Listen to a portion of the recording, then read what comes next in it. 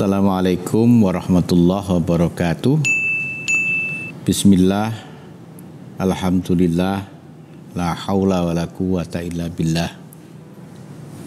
Allahumma salli ala sayyidina Muhammad, abdika wa nabika rasulika nabil ummi, wa ala alihi wa sahbihi wa sallim tasliman biqadri azmazatika fi kulli waqtin wahin. Para santri dimanapun kalian berada di seluruh penjuru negeri tercinta Negara Kesatuan Republik Indonesia atau di berbagai belahan dunia manapun kalian berada, apa kabar kalian hari ini? Saya yakin kalian dalam keadaan baik lahir dan batin, tengah menunaikan tugas kehidupan bersama dengan orang-orang yang kalian hormati, orang-orang yang kalian cintai di sekitar kalian. Dan doa serta harapan saya selalu, semoga Allah senantiasa melimpahkan hidayah dan taufik serta maunahnya, sehingga perjalanan kehidupan kita menjadi perjalanan yang mudah, yang lurus menuju ridha Allah Subhanahu wa ta'ala. Para santri, memang dengan era informasi, berita itu berseliweran yang kadang-kadang menimbulkan hati yang tidak nyaman, karena banyak di antara mereka yang menggunakan media sosial tapi adab-adab toto kromo untuk menggunakan media sosial tidak lebih dahulu dipelajari. Yang pertama, sering menggunakan kata-kata yang tidak seharusnya, kata-kata yang mungkin maksudnya baik, tapi ketika itu diungkapkan dalam bentuk pilihan kata yang kurang bagus, hasilnya justru menimbulkan rasa nyaman, bahkan mungkin sakit bagi orang yang dituju, bahkan bagi yang membaca itu ada terasa tidak nyaman. Saya punya kekhawatiran kalau hal-hal seperti itu masih sering terus terjadi dalam media sosial kita dan dibaca oleh anak-anak kita, maka anak-anak kita mendapatkan perbendaharaan kata-kata yang tidak sesuai dengan budaya bangsa. Kemudian yang kedua, sudut pandang yang berbeda membuat satu realitas diungkapkan dalam bentuk yang berbeda pula, bahkan bertentangan. Ya, satu contoh, sebuah rumah ini kalau dilihat dari depan mungkin bagus, tapi kalau dilihat dari belakang, maka rumah yang sama akan terasa kotor dan buruk. Realitas dalam kehidupan juga akan seperti itu. Ada kecenderungan orang yang tidak menyukai pada seseorang tertentu, tidak menyukai kepada program pemimpinnya atau sekelompok orang, maka orang ini akan melihat dari sudut yang paling buruk. Misalnya kalau seseorang tidak suka kepada presiden, maka sudut yang menjadi angle pembicaraannya adalah hal-hal yang buruk. Kalaupun baik, maka akan ditafsirkan dengan tafsir yang buruk. Kalau seseorang tidak suka kepada gubernur, maka sudut yang paling buruk. Kalaupun ada baik, maka dilihat dari aspek buruknya. Dan ketika seseorang tidak menyukai seseorang yang lain atau kelompok yang lain atau institusi, tidak bisa berlaku adil. Misalnya kalau memang baik ya diapresiasi baik, kalau itu buruk mungkin perlu diberikan kritik yang solutif. Penggunaan medsos di negeri kita tampaknya demikian cepat perkembangannya, tidak diikuti kesiapan mental untuk menggunakan medsos secara beradab. Sehingga medsos sampai hari ini menurut saya paling tidak sesuatu yang harus sangat hati-hati untuk membaca dan melihatnya. Yang kedua, harus menjadi kesadaran kita semua bangsa Indonesia untuk mengajarkan kepada putra-putri kita agar bijak menggunakan medsos.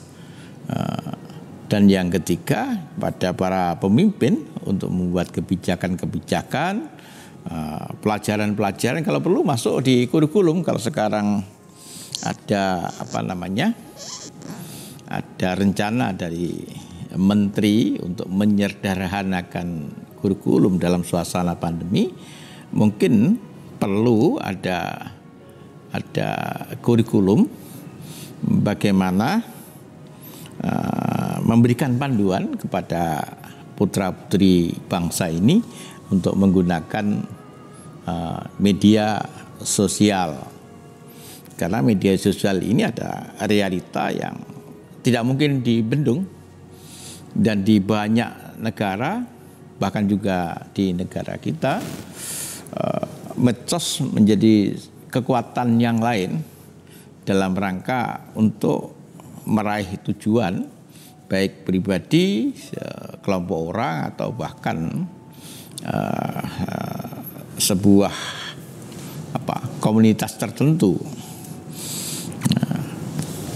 Penggunaan medsos yang kurang bagus memunculkan identitas tertentu bisa membelah bangsa ini, seperti kemarin ketika negara kita tengah menyelenggarakan pesta demokrasi, apa itu pemilihan gubernur di Jakarta atau pemilihan presiden. Kita bisa melihat seakan-akan polarisasi yang dibangun oleh media sosial yang demikian luar biasa, seakan-akan kita lagi bukan saudara. Kita seakan-akan sudah berhadapan satu sama lain dengan emosi yang meledak-meledak. Kalau mungkin punya senjata akan sudah terjadi saling menembak dan saling menghancurkan. Dan ini tidak boleh terjadi. Membangun persatuan dan kesatuan ini bukan persoalan yang sangat mudah, dan ketika itu sudah terjadi, jangan sampai itu kita rusak dan kita hancurkan. Kalau itu jadi, kita memulai lagi dari awal sungguh sangat sulit. Para santri, sebelum saya teruskan vlog ini, jangan lupa like, subscribe, dan share ke media sosial yang lain, sehingga ngudoroso atau semacam apa yang saya alami ini bisa berkembang, menyebar ke yang lain, sehingga menambah wawasan dan pengalaman. Kepada kalian yang sudah subscribe, saya sampaikan terima kasih. Harapan saya vlog hari ini saya ingin mengajak kepada para santri dan keluarganya untuk menjadikan Al-Quran ini sebagai pelindung diri dalam situasi yang demikian sulit, karena corona ini memiliki akibat turunan. Bukan hanya menyerang aspek kesehatan, tapi juga ekonomi, bahkan politik. Sudah mulai banyak orang-orang yang menggunakan isu ekonomi ini dikembangkan menjadi isu politik, sehingga suasana semakin kacau. Seharusnya dengan corona ini bisa menyatukan kita bersama, program pemerintah, masyarakat ikut secara disiplin membantunya sehingga corona segera bisa diatasi, seperti di negeri tetangga, seperti di Vietnam, di Kamboja, itu mereka mampu menghadang COVID-19 ini dengan sangat bijak karena pemerintahnya didukung oleh masyarakatnya. Dan di kita semacam itu belum seberapa kelihatan, sehingga perkembangan COVID-19 ini kelihatan makin tidak bisa terkendalikan, sementara masyarakat melihatnya dari aspek politik sehingga makin kacau. Suasana saling mendukung tidak bisa ditumbuhkan, tapi suasana yang saling menyalahkan malah muncul di permukaan. Dalam situasi semacam ini, Al-Quran penting kita baca, kita pahami, agar dalam situasi yang demikian kacau, kita tetap adil terhadap diri kita sendiri, juga adil terhadap orang lain. Bismillahirrahmanirrahim. Wa id akhadha rabbuka min bani adama min duhurihim dzurriyyatahum wa asyhadahum ala anfusihim alastu bi rabbikum qalu bala syahidna an taqulu yaumal qiyamati inna kunna an hadza ghafilin.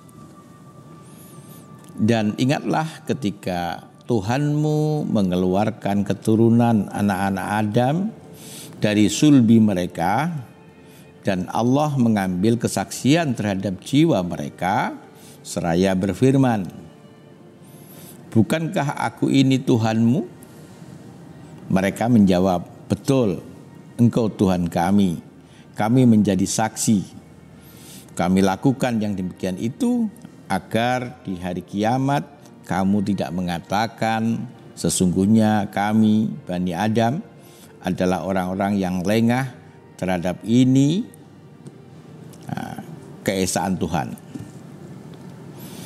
Para santri, ayat ini memberitahukan kepada kita yang pertama, kita ini pernah hidup sebelum sekarang. Kita akan mengalami perjalanan kehidupan itu beberapa kali. Dan yang pertama adalah ketika kita diberikan kehidupan oleh Allah Subhanahu wa ta'ala di alam zar atau alam maqadir. Nah, di alam itu Allah menyampaikan kepada kita agar kita berjanji, alastu bi rabbikum. Allah bertanya kepada kita semua, bukankah aku ini Tuhanmu? Ini bentuknya pertanyaan, tapi sebenarnya ingin memberikan semacam stempel di hati kita bahwa kita mengetahui dengan yakin bahwa Allah itu adalah Tuhan kita. Yang waktu itu kita menjawab, qalu bala syahidna. Nggih ya Allah, iya ya Allah, Engkau adalah Tuhanku dan kami bersaksi untuk itu. Nah, perjanjian itu sengaja dilakukan oleh Allah agar besok pada saatnya kita tidak mengingkari. Kami tidak pernah mendapatkan pelajaran atau Rasul tidak sampai dakwahnya kepada kami. Karena di alam ini kita sudah berjanji kepada Allah Subhanahu wa taala dari ayat ini. Oleh karena itu perlu saya sampaikan kepada para santri dan keluarganya, kita sudah melewati masa janji itu. Maka yang kedua adalah ketika kita hidup di dunia ini. Kali di dunia ini adalah alam ketika kita harus membuktikan janji kita. Kita harus merealisasikan apa yang pernah kita aturkan kepada Allah Subhanahu wa taala. Dan di dalam syariat yang paling penting, salat, itu di sana kita ulang kontrak itu dalam rangkaian salat kita.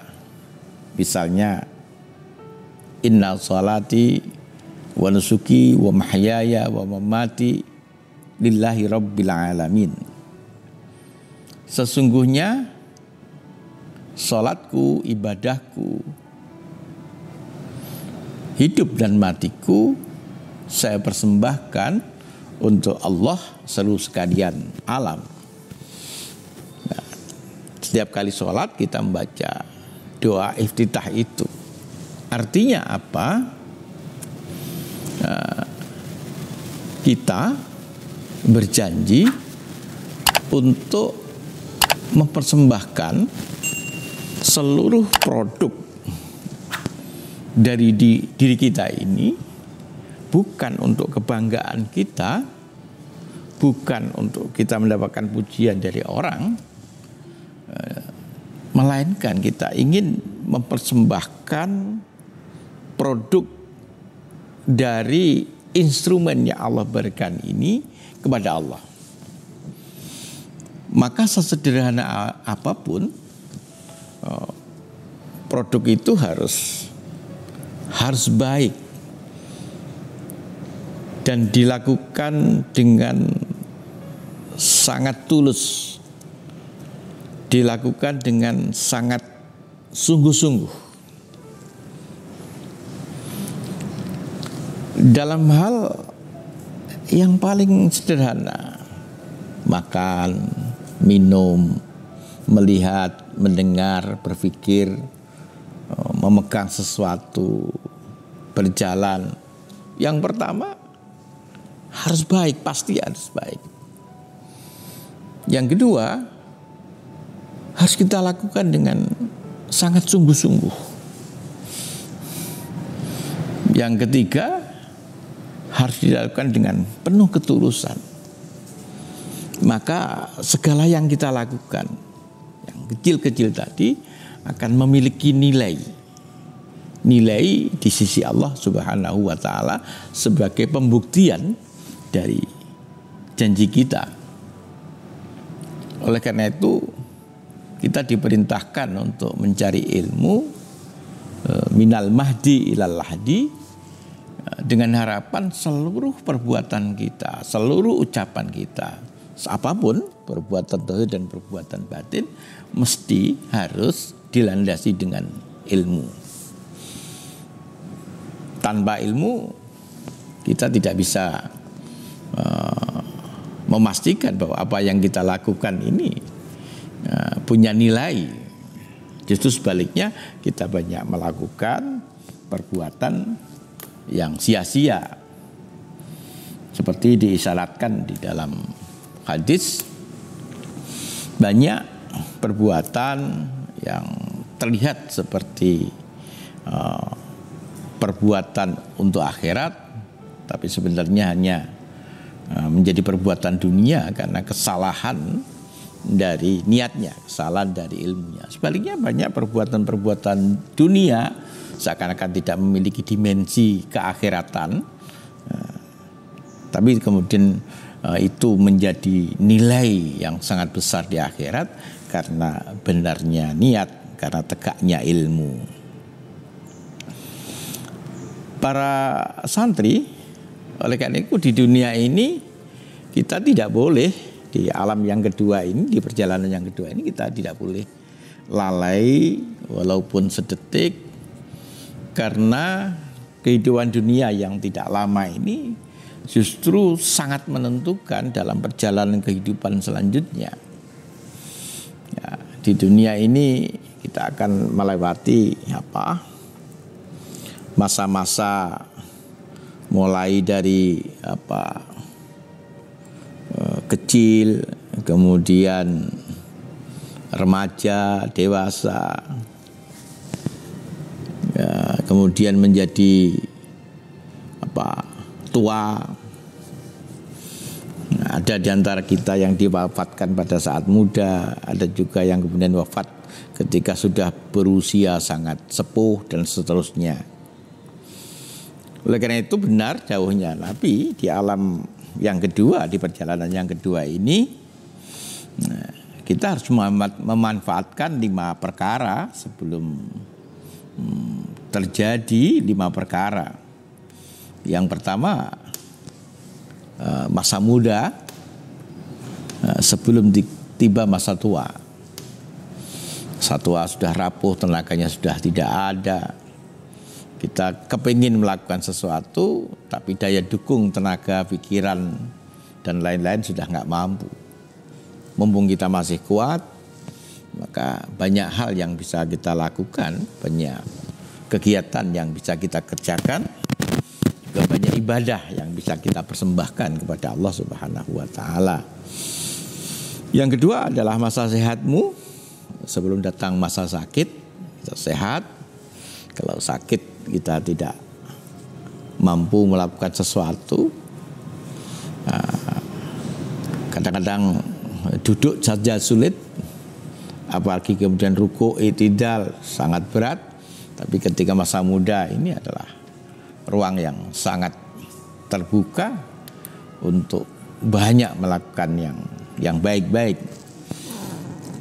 Yang ketiga, masa lapangmu sebelum tiba masa sibuk.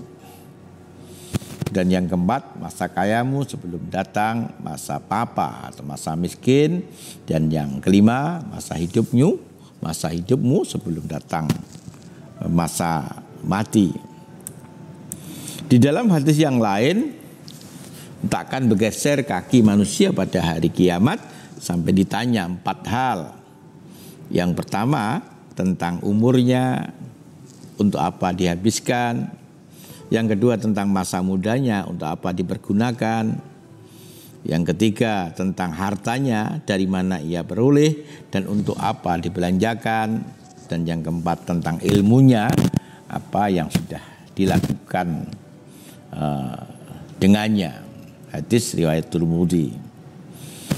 Para santri, ini di umur yang kedua. Dan umur yang ketiga adalah ketika kita meninggal sampai dibangkitkannya kita dari kubur dan dikumpulkan di padang mahsyar. Ya. Jadi umur kita yang ketiga adalah ketika kita meninggal. Kemudian kita masuk di alam kubur. Saya juga sudah pernah nge-vlog tentang bagaimana perjalanan ruh seorang yang beriman, walaupun sangat sulit, sangat berat, tapi dia akan mendapatkan kebahagiaan di alam barzakh di alam barzah ini menjadi sangat luas, seluas pandangan mata bagi orang yang memiliki keimanan dan amal yang baik.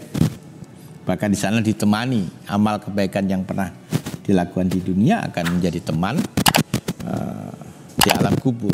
Tapi sebaliknya bagi mereka yang tidak beriman, mereka akan mengalami perjalanan yang sangat sulit, bahkan barzah pekuburan ini akan merapat, menyempit sehingga membuat tulang iga orang yang kafir, orang yang musyrik ini saling bersilangan. Kita tidak bisa bayangkan betapa sangat dahsyat sakitnya orang yang mengalami semacam itu. Ya, di alam kubur ini masih kecuali amal yang sudah kita lakukan, amal orang lain masih sampai kepada kita. Misalnya doa anak-anak kita, sedekah keluarga kita untuk kita, doa orang muslim mukmin kepada kita, itu masih bisa sampai. Kalimat yang diaturkan Gusti Kanjeng Nabi, idza mata ibnu adam in qata amaluhu illa min salasin shadaqatin jariyatin au ilmin yuntafa'u bi au waladin shalihin, itu akan masih berpengaruh ketika kita di alam barzah. Selesai itu kita akan masuk di alam perhitungan. Ya. Di alam ini sudah lagi tidak mampu, tidak bisa lagi amal orang lain mempengaruhi kita. Yauma la yanfa'u malu wala banun, yaitu hari di mana tidak lagi bisa memberikan manfaat harta kita seberapapun banyaknya, dan anak-anak kita sebaik apapun, sesoleh apapun mereka. Pada alam yang keempat ini kita hidup dengan apa yang pernah kita lakukan. Maka impian orang pada saat menjalani alam kehidupan yang keempat ini hanya impian agar bisa dikembalikan ke dunia untuk bisa memperbaiki kesalahan, banyak beramal, tapi itu hanya bisa dikatakan, bisa diangan-angan, dan enggak mungkin terjadi. Para santri, dan yang kelima adalah alam di mana kita sudah mendapatkan ketentuan. Orang yang amalnya baik mendapatkan rahmat Allah, maka dia akan dimasukkan di dalam surga dan insya Allah diberikan kesempatan bersua dengan Allah Subhanahu wa Ta'ala. Bagi mereka yang timbangannya lebih banyak amal buruknya, mereka akan dimasukkan di neraka dengan penuh kehinaan. Dan dikatakan surga dan neraka itu khalidina fiha abada, dikatakan selamanya. Kita tidak bisa membayangkan berapa lamanya. Kalau mungkin di surga berapapun lamanya, kita mungkin tidak terasa sesuatu itu. Kalau enak tidak terasa. Tapi bisa dibayangkan kalau kita masuk neraka, kemudian di sana hari-hari kita dengan penyiksaan, hadir kita dengan penderitaan yang tidak pernah ada akhirnya, maka itu adalah sangat berat. Dan itu contohnya tidak lama ya. Oleh karena itu para santri, kehidupan dunia ini jangan sampai membuat kita lalai. Kehidupan dunia ini jangan sampai kita tenggelam di dalamnya. Sebaliknya kita harus memanfaatkan dunia ini dari hari ke hari, dari minggu ke minggu, bulan ke bulan, tahun ke tahun, untuk banyak melakukan persiapan-persiapan. Ketika Allah memanggil kita sudah cukup memiliki persiapan. Maka konsep orang yang cerdas itu bukan gelar yang ada di belakang nama kita, tapi orang cerdas itu adalah orang yang bisa memimpin dirinya sehingga lebih banyak melakukan sesuatu untuk kepentingan perjalanan selanjutnya daripada banyak tenggelam dalam dunia yang tidak berapa lama ini. Al-Ghazali malah mengajarkan kalau bisa, kalau syukur kalau setiap hari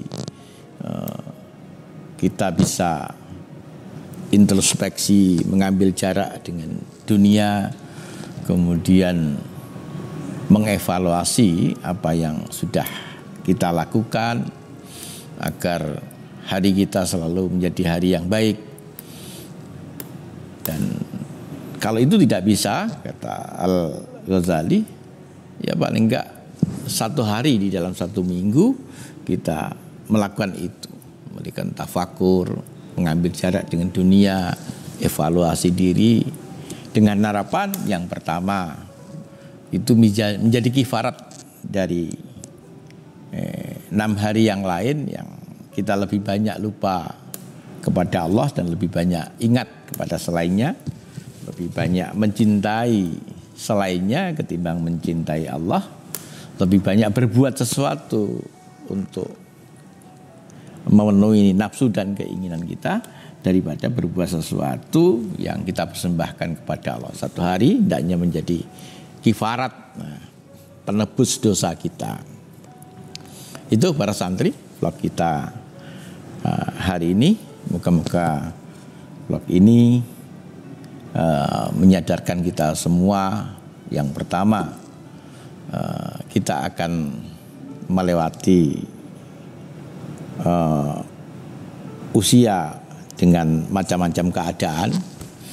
Ada masa di alam maqadir, kita sudah lewati. Sekarang kita ada yang kedua di alam dunia. Yang ketiga nanti tidak lama lagi kita akan masuk di alam yang ketiga, yaitu alam barzakh. Yang keempat kita akan masuk di alam akhirat, di mana kita akan menghadapi pengadilan yang paling adil. Dan terakhir kita harus menghadapi alam penentuan, surga atau neraka. Yang kedua, kita sudah pernah dijanji oleh Allah di alam maqadir bahwa kita di alam dunia ini harus memastikan bahwa Allah yang akan kita sembah, Allah yang akan kita mintai pertolongan, Allah tempat kita bergantung. Kita tidak akan pernah mensekutukannya dengan apapun, dan juga tidak akan pernah membagi Tuhan dengan yang lain sehebat apapun. Dalam hati kita harus selalu tertancap sebuah kalimat terukir di dalam sanubari kita, kalimat la ilaha illallah, karena kalimat itu yang sangat penting dan menjadi kunci bagaimana kita nanti menjalani kehidupan yang lain. Kalau di dunia seakan-akan banyak hal yang harus kita siapkan, tapi kalau di akhirat adalah tegaknya kalimat la ilaha illallah di dalam hati sanubari kita. Saya percaya para santri akan memiliki kesadaran itu. Terima kasih atas perhatiannya. Akhiran, assalamualaikum warahmatullahi wabarakatuh.